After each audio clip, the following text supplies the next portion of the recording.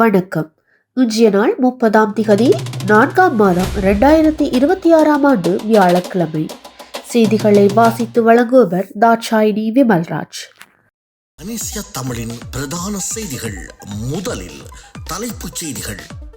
வைத்தியசாலை ஊழியர்கள் தாக்குதலில் சந்தேக நபர்கள் கைது செய்யப்படாமைக்கு எதிர்ப்பு தெரிவித்து பணி பகிஷ்கரிப்பு. ஞானசார தேரருக்கு எதிராக குற்றப்பத்திரிகை தாக்குதல்.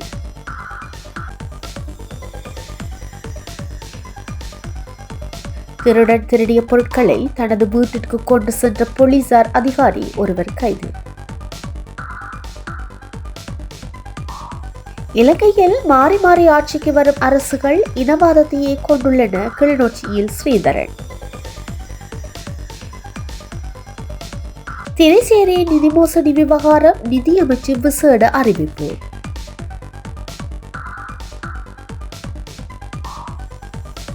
மத்திய பிரதேசத்தில் வேன் கவிழ்ந்து வீழ்ந்து 12 பேர் உயிரிழப்பு.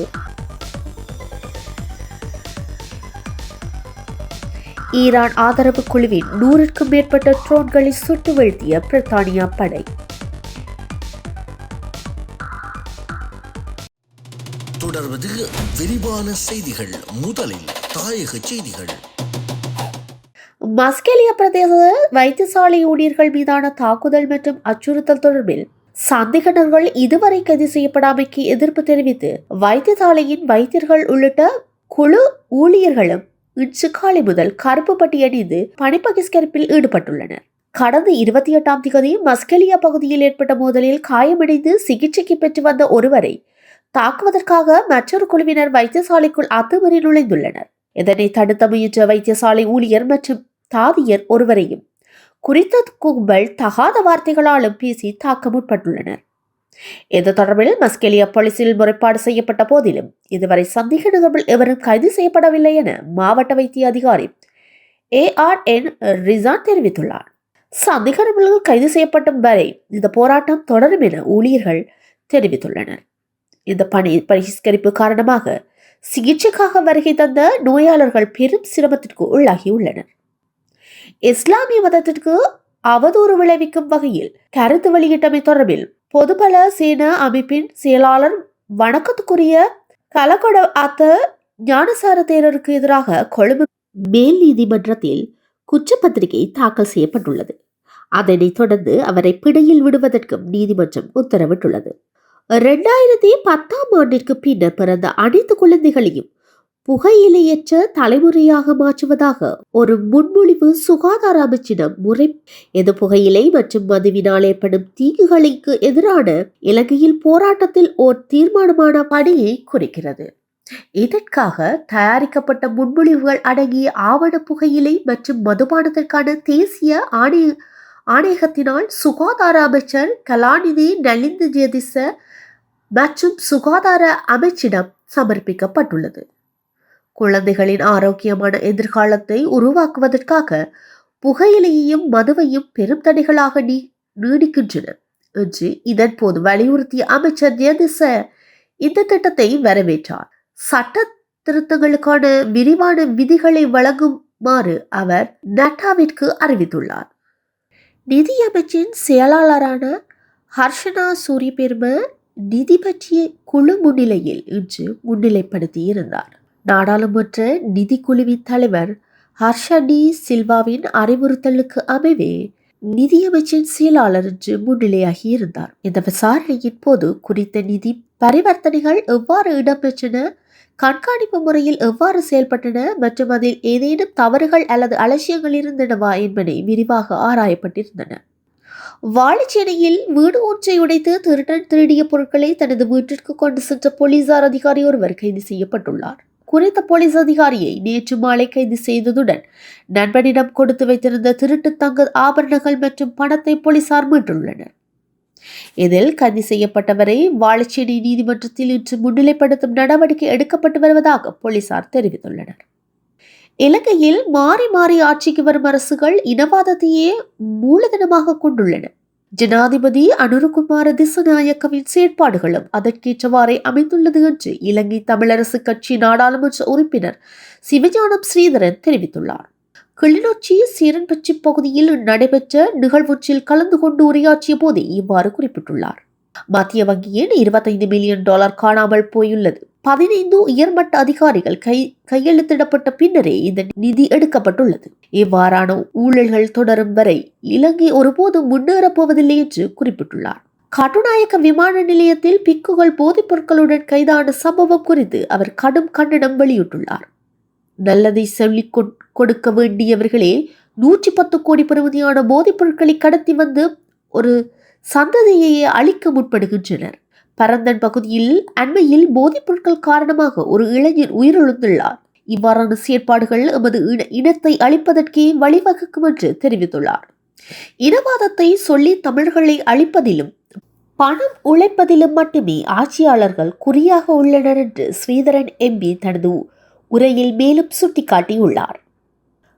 தமிழ் தேசிய பேரவையின் 2026 ஆண்டிற்கான சர்வதேச தொழிலாளர் தின கூட்டம் கட்சியின் தலைவரும் நாடாளுமன்ற உறுப்பினருமான கஜேந்திரன் பொன்னம்பலம் தலைமையில் யாழ் நல்லூரில் நாளை 1ஆம் திகதி 5ஆம் மாதம் 2026 ஆண்டு நடைபெறவுள்ளது.